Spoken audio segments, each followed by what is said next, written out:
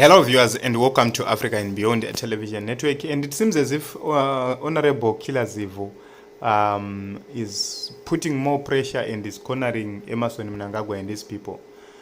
Blessed Mhlanga, he has been summoned severally by the police for covering or for interviewing Comrade Geza and probably for telling that they will continue to cover Comrade Geza. And Killer Zivhu is asking very important issues and says, legal experts school me. Journalists often interview rebels, terrorists, and wanted individuals in war-torn countries. Even Africa's most wanted, like Conte, have been interviewed. Is it illegal for journalists to engage with these individuals? So, what I believe is it's not a crime for journalists to do their job. Journalists are there to simply put sides out to the public. What do you say? I say A. What do you say? I say B. That is the role of journalists. Every other hullabaloo, then it becomes a problem. Journalists exist to make people express themselves.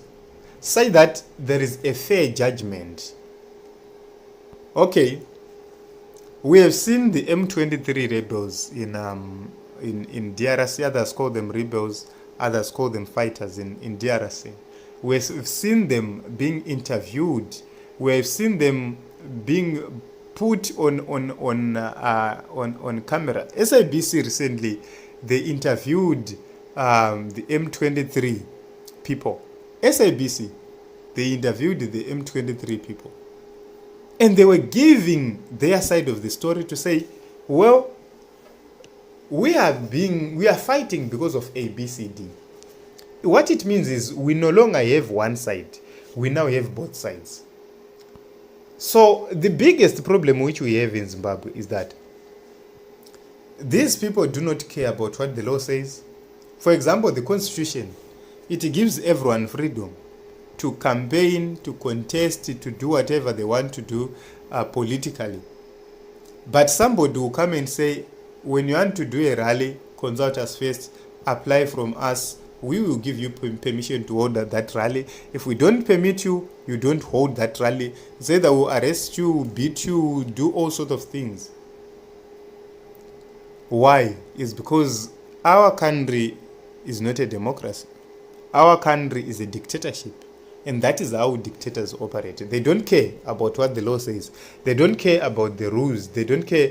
You know, whenever you see them trying to fight to change the rules, they'll be trying to just find ways to justify themselves. But dictators don't care about the Constitution. So if somebody can get into power through a coup, what do you expect from that person? If somebody can grab a political party from Nelson Chamisa and give it to Sengezo Shavangu and others, what do you think the law is to that person? When somebody uses the Speaker of Parliament to do such despicable things, what do you expect? Because Parliament must be the most respected platform. But it's no longer respected in Zimbabwe because Mdenda and friends, they did the unthinkable things right there at Parliament. And then the Minister of Local Government was slashing, beating hard on the other end. So in a country where people like Itai Dzamara, a journalist, could simply go missing and vanish forever, you know, constitutionalism, or whether it's lawful or not, it doesn't work. Because what works is what they think and what they do. FAS was 100% illegal, but they allowed it to operate. Imagine if the opposition was to form its equivalent of FAS. What do you think was going to happen?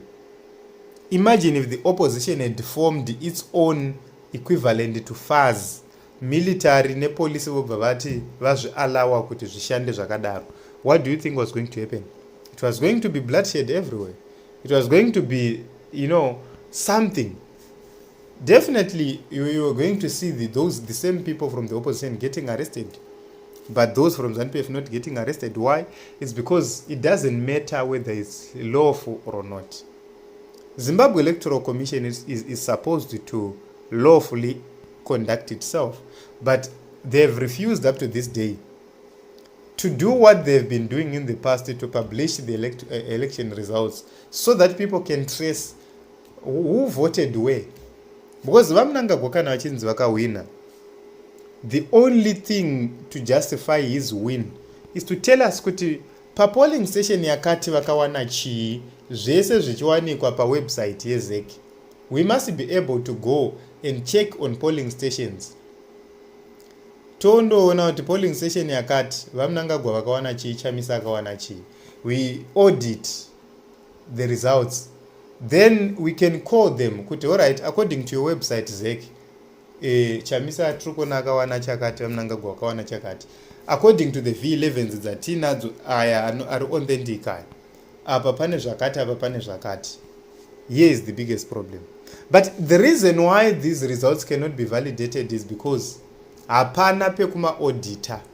So all people will be blaming Nelson Chamisa, but you cannot audit what is not there.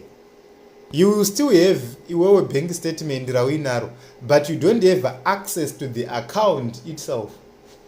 Because you must be able to have a bank statement, yes, but where are you tracing that the accounts from? You must be able to trace it from the account itself. Say that you see with a bank statement, nezvirimo account, zviri kufambidzana here.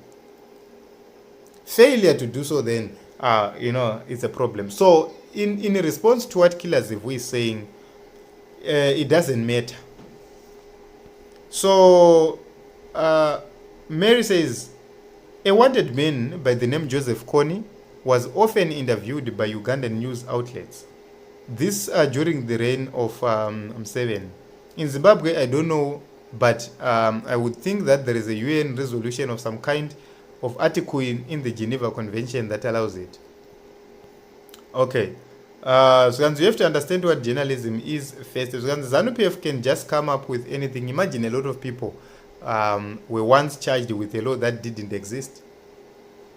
Advocate Fadzai Mahere was convicted. Job Sikala was convicted. Wopo Chingono was convicted. Nemtemo usingatowanikwi pamitemo yenyika. They were arrested, detained, charged, and then subsequently tried and convicted. Then sentenced, only for the High Court to acquit them. No one cares about the legal cost they incurred. In a normal country, because it was unlawful for them to be arrested in the first place. They were supposed to be compensated time lost. Job Sikala stayed for how long in prison? Which means the law does not matter in Zimbabwe. What matters is how politically correct are you. That is what matters. So I think